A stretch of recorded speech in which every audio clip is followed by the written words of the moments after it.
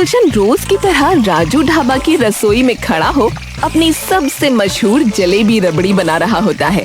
तभी ढाबे का मालिक राजू वहाँ आ जाता है। ए गुलशन भाई, अरे जल्दी करो, हाँ बाहर आपके दीवाने बैठे हैं। अरे थोड़ा इंतजार अच्छा होता है, स्वाद ज्यादा आएगा। हाँ राजू हंसकर बाहर आ जाता है और गुलशन तभी अपनी आंखें मसलने लगता है और कुछ देर के लिए उसकी आंखों के सामने का दृश्य कुछ धुंधला सा होने लगता है। अरे अरे ये क्या हो गया भाया? गुलशन अपना सर झटकता है और सब साफ दिखने लगता है। हाँ अब ठीक है। राजू रसोई से बाहर आकर सभी ग्राहकों के सामने खड़ा हो जाता है। अरे भाइयों, अभी थोड़ा टाइम लगेगा। अरे भाई, इतनी देर में तो कई बार आ जाता दूसरे ढाबों पे बनकर। ये बात राजू के कानों में पड़ जाती है और वो छाती तान कर बाहर आ जाता है। अरे पर पूरे राजस्थान में मारे जैसी रबड़ी जलेबी अगर कोई बना के दिखा देना तो उसी दिन काम छोड़ दूंगा। राजू भाई साहब जरा बताओ। अरे भाई, गुलशन भाई की रबड़ी जलेबी के लिए तो लोग दूर दूर से आते हैं। गुलशन गुरूर भरी मुस्कान के साथ उसे देखता है और अंदर चला जाता है। एक ही मालिक होगा ऐसा ये राजू, हाँ, जिसने अपने लिए काम करने वालों को इतना सर पे चढ़ा रखा है। अरे तो चढ़ाएगा क्यों नहीं भाई? है? क्यों नहीं चढ़ाएगा? अरे सभी दीवारें हैं इसकी जलेबी रबड़ी के भाई, तो सर पे क्या मैं आसमान में भी चढ़ा देगा है? अब बोले तो ढाबे की छत पे भी चढ़ा सकता है। अरे भैया, पूरा दिन खचाखच भरा रहता है इसका ढाबा। हाँ, जितनी तनख्वाह राजू इसको देता है उतनी तो किसी भी हलवाई को नहीं मिलती होगी भैया यहाँ पे। हाँ भैया, यही है, जिसके हाथ में हुनर है उसी की इज्जत है भैया आजकल, इसीलिए तो ये इतना अकड़ालू होके घूम रहा है। शाम ढल जाती है और गुलशन अपना काम खत्म करके जाने लगता है। अच्छा ठीक है राजू भाई साहब, चलता हूँ। गुलशन ढाबे से बाहर निकलने लगता है। तभी एक अंधा भिखारी लोकेश वहाँ आ जाता है। साहब, कुछ खाने को दे दो साहब। गुलशन लोकेश को ऊपर से नीचे तक देखता है। पैसे हैं? नहीं साहब, भगवान आपका भला करेगा साहब, अगर कुछ दे दोगे तो। अरे भाई, जहाँ तुम आए हो ना, वहाँ पैसे वाले लोग भी घंटों इंतजार करते हैं मेरे बनाए खाने का। हाँ, और तुम्हें मुफ्त में खाना है। साहब, मेरे अंधा होने की वजह से मुझे कोई काम नहीं देता, तो पैसे कहाँ से लाऊं? अरे अरे, हटो हटो, ये सब बहाने, करने वाले खूब काम करते हैं। चलो चलो, जाओ यहाँ से। गुलशन आंखें मसलता हुआ रात को अपने घर पहुंचता है, जहां उसकी दादी उसका इंतजार कर रही होती हैं। आ गए मेरे लाडले, आज कितनी भीड़ थी। अरे दादी साहब, पूछो ही मत, लोग लाइन लगाकर बैठे रहते हैं मेरी जलेबी रबड़ी के लिए। हाँ अच्छी बात है बेटा, मिठास के साथ इंसानियत भी जरूरी होती है, तो उसे कभी मत भूलना। अरे दादी साहब, मेरे हाथों में जादू ही ऐसा है, लोग खुद झुक जाते हैं मेरे आगे। यहाँ तभी दादी देखती है कि गुलशन बार बार अपनी आंखें मसल रहा है। आंखों में कुछ दिक्कत है क्या बेटा? पता नहीं दादी, जलन सी हो रही है आंखों में, शायद धूल मिट्टी पड़ गई होगी आते वक्त कहीं। अच्छा चलो ठीक है, पहले मुंह धो लो, फिर आराम से खाना खा लेना। गुलशन हाथ मुंह धोकर आता है और फिर दादी के साथ बैठकर खाना खाने लगता है।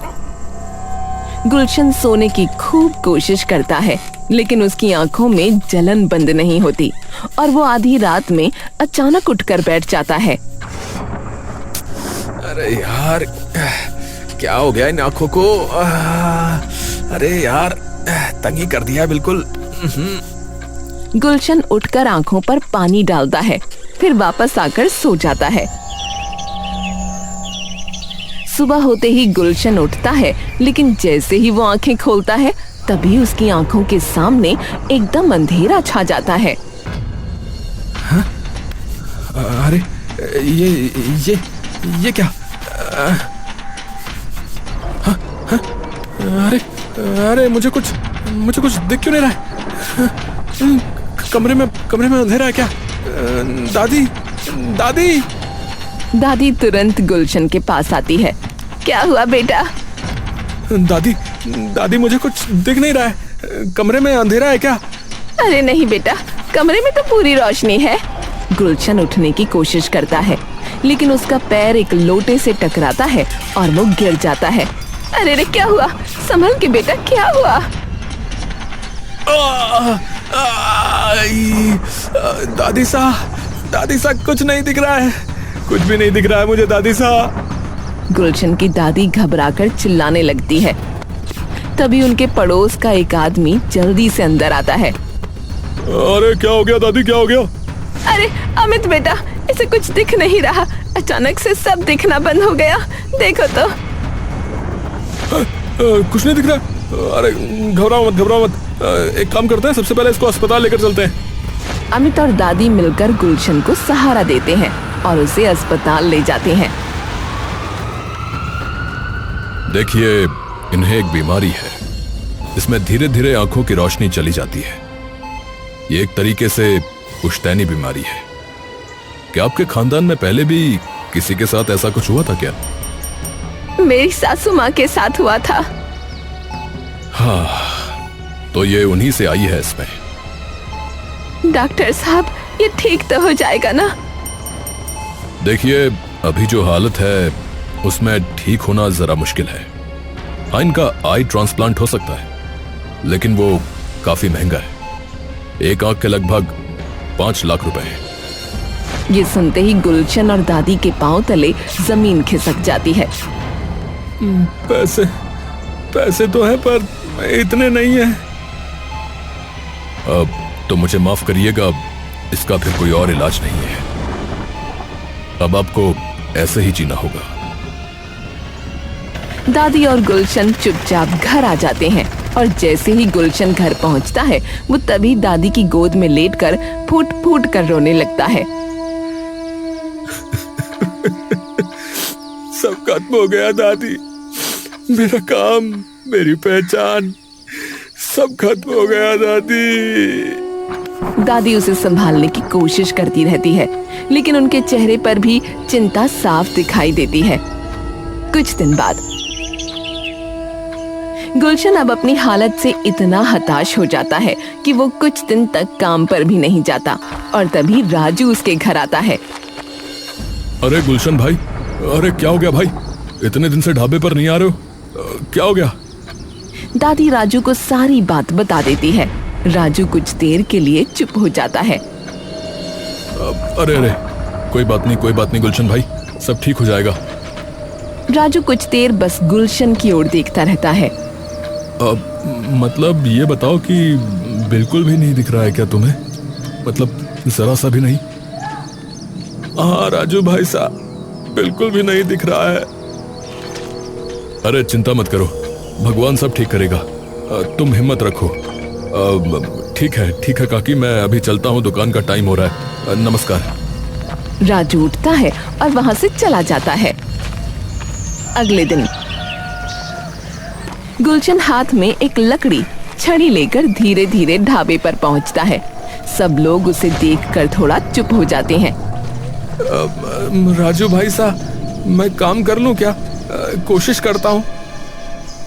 हाँ, कोशिश कर लो, क्यों नहीं। गुलशन काम शुरू ही करता है कि तभी उसके हाथ से बर्तन टकराता है और नीचे गिर जाता है। अरे भाई, माफ करना। अरे कोई उठा कर देना मुझे।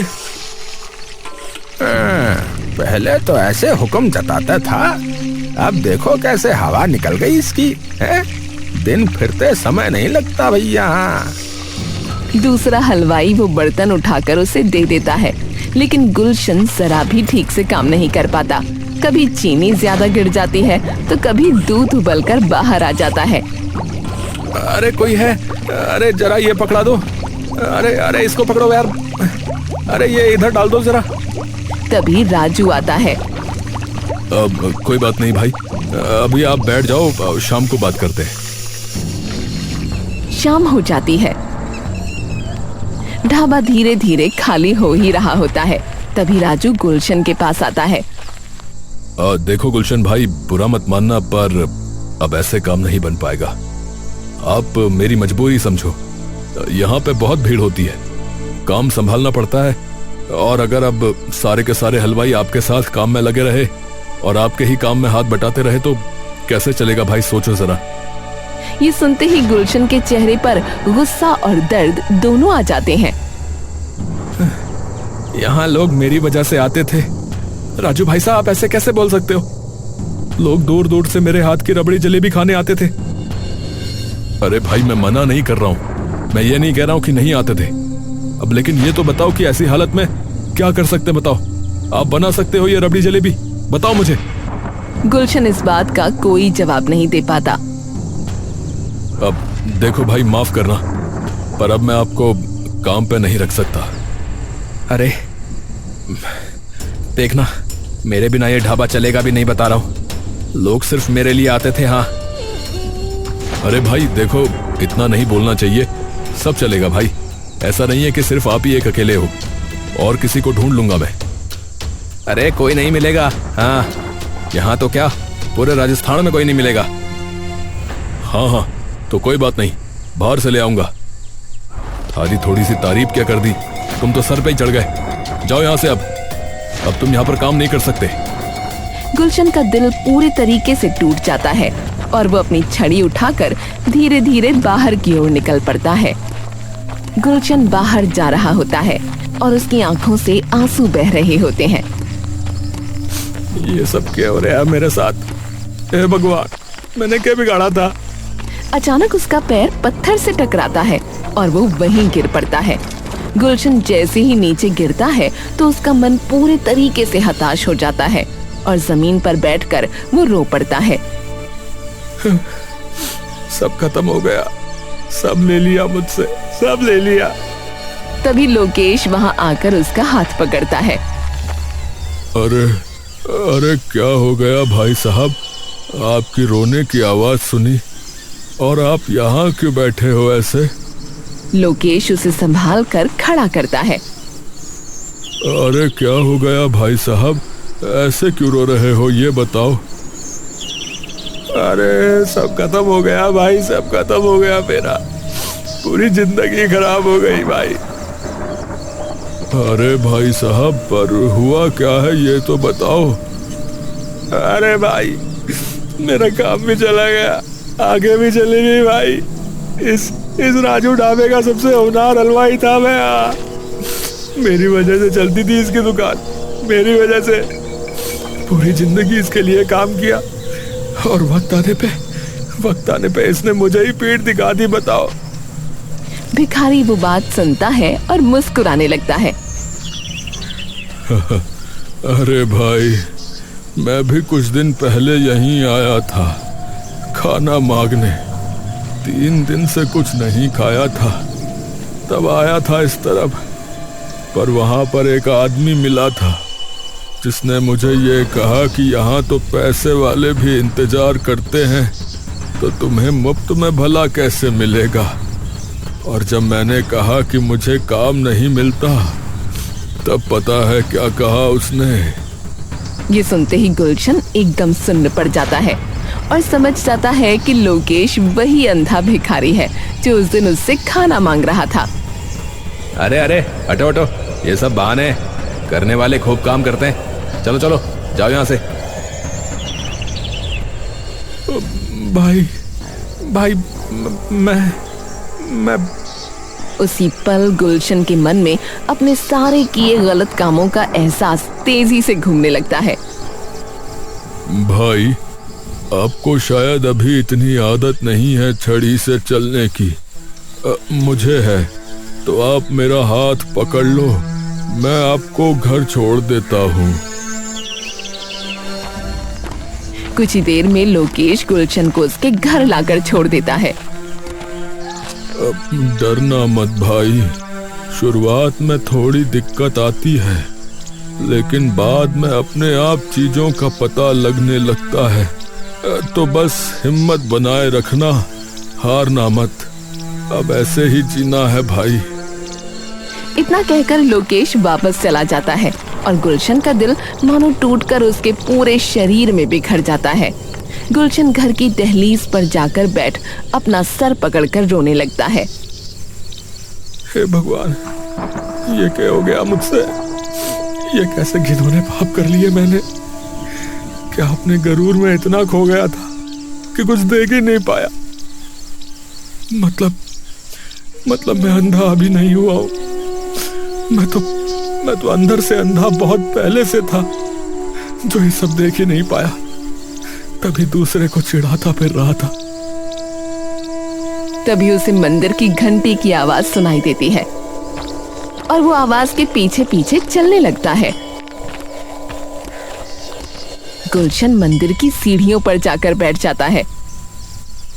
हे भगवान, गलती हो गई, मारे को माफ कर दो भगवान, माफ कर दो। आपको तो सब लोग परम पिता कहते हैं। अगर बेटा गलती करे तो उसे क्या माफी नहीं मिलती क्या भगवान? मैंने अपनी कला को एक घमंड बना लिया, सबको नीचा समझा, सबको अनदेखा किया। जब आंखें थी तब मैं कभी नहीं देख पाया कि मैंने कितने लोगों का दिल दुखाया है। और आज एक ऐसे इंसान ने मुझे मेरा सच दिखा दिया, जो कि खुद कुछ नहीं देख सकता। पर क्या किसी भटके हुए इंसान को दूसरा मौका नहीं मिलता भगवान? हे प्रभु, माफ कर दो। तभी एक बाबा वहां आ जाते हैं। पुत्र, मौका मिलता नहीं पर बनाना पड़ता है। जैसे ही गुलशन के कानों में उन बाबा की आवाज पड़ती है तो गुलशन एकदम से डरकर पीछे होने लगता है। अरे डरो मत बेटा, मैं तो मात्र तुम्हारी बात सुनकर यहाँ आया हूँ। पर आप हैं कौन? कोई भी नहीं। तुम फिर से गलत प्रश्न पूछ रहे हो। पहचान ही तो अभिमान है। तुम्हें अपनी पहचान का अभिमान था, इसलिए तुम आज मंदिर की सीढ़ियों पर बैठे रो रहे हो और दूसरे अवसर की गुहार लगा रहे हो। बाबा, मैं गुहार नहीं लगा रहा। मैं मात्र ऊपर वाले से प्रश्न पूछने आया हूँ कि अगर किसी से कोई गलती हुई है तो क्या उसे दूसरा मौका नहीं मिलता क्या बाबा? यदि मन में अब भी वही घमंड है तो तुम उस मौके को नहीं देख पाओगे। परंतु हां, यदि सच्चा पछतावा है तो मार्ग स्वयं बनेगा। और पुत्र, अगर प्रभु ने तुम्हें दूसरा मार्ग दिखाया तो ध्यान रखना कि वो तुम्हें उस मार्ग पे लाए ही इसीलिए ताकि तुम औरों को मार्ग दिखा सको, औरों के मार्गदर्शक बन सको। बाबा उसके सर पर हाथ रखते हैं और उसे आशीर्वाद देते हैं। जाओ, अब अपना मार्ग तुम स्वयं तय करोगे। तभी गुलशन को अपने मन में एक अजीब सा आभास होने लगता है। धन्यवाद बाबा जी, धन्यवाद। लेकिन उन बाबा की कोई आवाज नहीं आती। गुलशन उठकर इधर उधर देखने लगता है और उन्हें बुलाने लगता है। तभी एक आदमी गुलशन की आवाज सुनकर मंदिर से बाहर आता है। अरे राम राम भाई साहब, अरे किसे ढूंढ रहे हो? अरे भाई, अभी यहाँ कोई शायद बाबा थे या कोई इंसान था यहाँ पर अभी। अरे भाई, अरे मैं इतनी देर से यहाँ खड़ा हूँ, अरे मैंने तो कोई भी ना दिखा तुम्हारे अलावा। ये सुनते ही गुलशन पूरे तरीके से विचलित हो जाता है और वापस अपने घर आ जाता है। गुलशन जैसे ही अपने घर के अंदर घुसता है तभी उसे एकदम से सारे मसालों और खाने की सामग्रियों की तेज खुशबू आने लगती है। हाँ? अरे ये तो मसालों की सुगंध है, पर इतनी दूर से कैसे आ रही है मुझे? हाँ? गुलशन उस सुगंध के पीछे पीछे बिना रुके रसोई में चला जाता है और आराम से उन मसालों को पहचान लेता है। यहाँ तक कि बर्तनों के तांबे तक की खुशबू उसे आ जाती है और वो जल्दी जल्दी सामान उठाता है और बस अपने अंदाजे से रबड़ी बना देता है। खुशबू तो वैसी ही आ रही है। दादी को खिला कर देखता हूँ। गुलशन तुरंत वो रबड़ी अपनी दादी के पास ले जाता है। दादी सा कहाँ हो? अरे जरा चक्के तो बताओ। ये तुमने बनाई है? हाँ दादी, चक्के तो बताओ। दादी जैसे ही वो रबड़ी चखती है, कुछ देर तक अचंभे से उनकी जुबान से कुछ नहीं निकल पाता। हाँ, क्या सच में दादी? हाँ सच में बेटा। ये सुनते ही गुलशन के दिमाग में एक तरकीब आ जाती है। दादी अगर मैं अपनी रबड़ी जलेबी की दुकान खोल लूं तो? क्यों, राजू के भाई के यहाँ नौकरी कर लेना। गुलशन दादी को सारी बात बता देता है।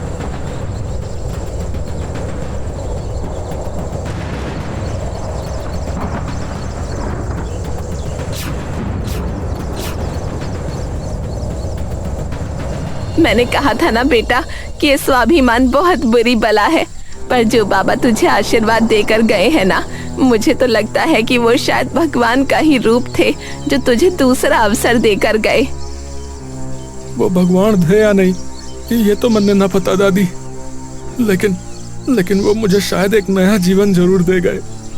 और इतने पैसे तो मेरे पास हैं कि मैं अपनी एक दुकान खोल सकूं। कुछ दिन बाद गुलशन अपनी छोटी सी रबड़ी जलेबी की दुकान खोल लेता है, लेकिन पहले दिन वो खड़ा रहता है, पर उसकी दुकान पर कोई भी नहीं आता। लोग उसे दूर से देखते रहते हैं, लेकिन कोई उसकी दुकान पर नहीं आता। अरे भाई, अरे ये तो अब देख भी ना सकता। अरे कैसे बनाएगा यो? अरे कुछ उल्टा सीधा डाल दियो इनने, तो मारो काम तो दरो को दरो रह गए हो। गुलशन को ये सभी बातें सुनाई देती हैं, पर फिर भी वो सारी बातें सुनकर मुस्कुराने लगता है। और तभी लोकेश वहाँ आता है। भाई साहब, बड़ी जबरदस्त खुशबू आ रही है यहाँ से। कुछ खाने को मिल जाए, सुबह से कुछ खाया नहीं है। अरे भाई, तुम वही हो ना जिसने उस दिन मुझे घर छोड़ा था? अरे भैया, आपने दुकान खोल ली भैया? हाँ बिल्कुल खोल ली। और तुम मेरे भाई, मेरे सबसे पहले ग्राहक हो। तो आओ बैठो, मैं तुम्हें अपने हाथों से रबड़ी जलेबी खिलाऊंगा। वो बड़े प्यार से अपने हाथों से उसे खाना खिलाता है। तभी एक ग्राहक आता है। अरे भाई साहब, अरे तुम बिना देखे बना लेते हो क्या? हाँ भाई साहब, कोशिश करता हूँ। चलो फिर चक्के देखते हैं, लगाओ जरा एक प्लेट। अब फटाफट खिलाओ भैया, कहीं ग्राहक ना छूट जाए। गुलशन तुरंत उस ग्राहक को रबड़ी जलेबी बनाकर दे देता है, और जैसे ही वो ग्राहक उसे चखता है, अरे भैया, अरे कमाल कर दिया भाई, है? अरे इससे ज्यादा स्वादिष्ट रबड़ी जलेबी तो मुझे कहीं ना मिली आज तक। हाँ, माँ कसम खा रहा हूँ। धन्यवाद भाई, धन्यवाद। ग्राहक रबड़ी जलेबी खाकर वापस चला जाता है और गुलशन दोबारा से लोकेश के साथ जाकर बैठ जाता है। भाई, आपने अपना नाम नहीं बताया। लोकेश नाम है भाई मेरा। लोकेश भाई, मेरे यहाँ काम करोगे? ये सुनते ही लोकेश खुश हो जाता है। हाँ भाई, मैं तो कर लूंगा, लेकिन मैं करूंगा कैसे? मैं आपके जितना अच्छा थोड़ी ना हूँ ये सब चीजें बनाने में। अरे तो भाई, आप वो बनाना जो आपको बनाना आता है। आपने तो कहा था कि कुछ दिनों में अपने आप सब समझ में आने लग जाएगा, कहा था ना? हाँ, आपका बहुत बहुत धन्यवाद भाई। नहीं भाई, धन्यवाद तो मुझे आपका करना चाहिए, क्योंकि आपकी वजह से ही मैं सच्चाई के रास्ते पर आ पाया हूँ। धीरे धीरे गुलशन की वो छोटी सी दुकान चल पड़ती है, और कुछ ही दिनों में उसकी रबड़ी जलेबी की खुशबू पूरे गांव में फैल जाती है। अरे भाई जल्दी करो, अरे यार आधा किलो जलेबी पैक कर दो भाई मेरी। और भाई मुझे 1 किलो रबड़ी दे देना जरा, घर लेके जाना है, बच्ची का जन्मदिन है ना इसीलिए। अरे भाई, अरे मेरे लिए भी गरम गरम बना दो भाई जलेबी। लोकेश बाहर खड़ा हो इधर उधर भीड़ संभाल रहा होता है। अरे भैया संभल के, सबको मिलेगा, सबको मिलेगा है, लाइन बना के रहिए भैया, धक्का मुक्की मत करिएगा। लेकिन जहाँ एक तरफ गुलशन की दुकान जोर शोर से चल रही थी, वहीं दूसरी तरफ राजू के ढाबे पर धीरे धीरे सारी भीड़ कम होने लगी थी। जब से गुलशन की दुकान चली है तब से पूरा धंधा चौपट हो गया है।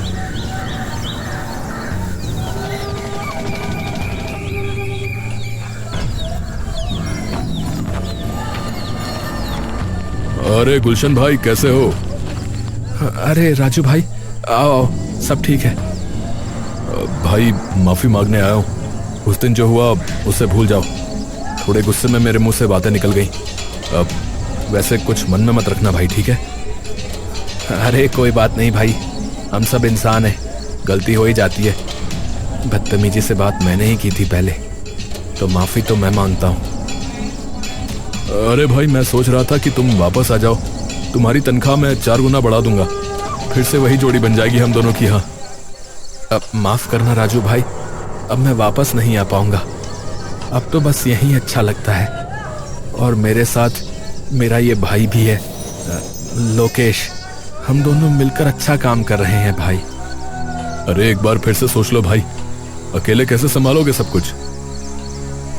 कोई बात नहीं भाई, हमारे जैसे और मिल जाएंगे, उन्हें भी काम दे दूंगा। पता नहीं कितने लोग जरूरतमंद घूम रहे हैं। राजू समझ जाता है कि गुलशन वापस नहीं आ सकता और धीरे से वहाँ से चला जाता है। फिर एक दिन गुलशन और लोकेश बात कर रहे होते हैं। भाई लोकेश, अब इतने पैसे जमा हो चुके हैं कि आई ट्रांसप्लांट हो सकता है। मुबारक हो भाई। ये बताओ कि तुमने नहीं करवाना चाहा क्या आई ट्रांसप्लांट? अरे भाई मैं भला कहाँ से करवाता, पैसे ही नहीं थे। गुलशन कुछ देर के लिए बिल्कुल शांत हो जाता है। तभी उसके मन में उन बाबा की कही वो बात गूंज पड़ती है। पुत्र, अगर प्रभु ने तुम्हें दूसरा मार्ग दिखाया तो ध्यान रखना कि वो तुम्हें उस मार्ग पे लाए ही इसीलिए ताकि तुम औरों को मार्ग दिखा सको, औरों के मार्गदर्शक बन सको। गुलशन मुस्कुराता है। अरे भाई, है ना, अब क्यों नहीं है? कल चलो मेरे साथ, तुम्हारा इलाज हो जाएगा। अरे भैया, ये कैसी बातें कर रहे हो? आपका क्या होगा? पैसे शायद इतने भी तो नहीं है कि हम दोनों का ही इलाज हो जाए। अरे भाई कोई बात नहीं, तुम मेरे भाई हो, तुम्हें ज्यादा जरूरत है। डॉक्टर दोनों की आंखें चेक कर लेता है। माफ करना लोकेश, आपका ट्रांसप्लांट नहीं हो सकता क्योंकि वक्त बहुत हो चुका है।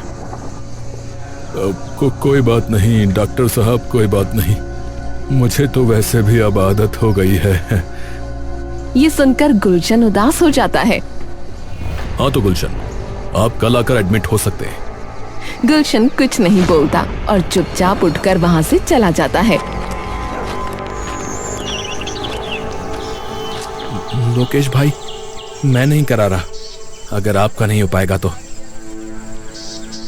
अरे गुलशन भाई, चिंता क्यों करते हो? अब कुछ बदल थोड़ी ही ना जाएगा। तभी राजू भागते हुए आता है।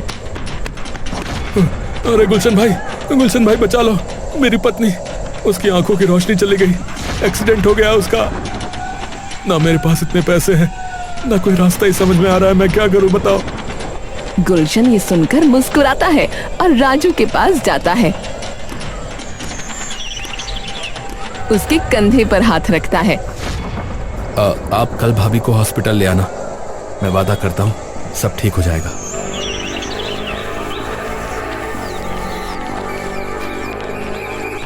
भाई आप क्या कर रहे हो? वो ट्रांसप्लांट तो आपके लिए था ना, इसने तो वक्त पर आपका साथ भी छोड़ दिया था। गुलशन मुस्कुराता है। नहीं भाई, भगवान ने मुझे जो देना था वो दे दिया। उन्होंने मुझे मार्ग दिखाया, रास्ता दिखाया, ताकि मैं औरों को रास्ता दिखा सकूं। यही मेरा प्रायश्चित है और अब यही मेरा रास्ता है।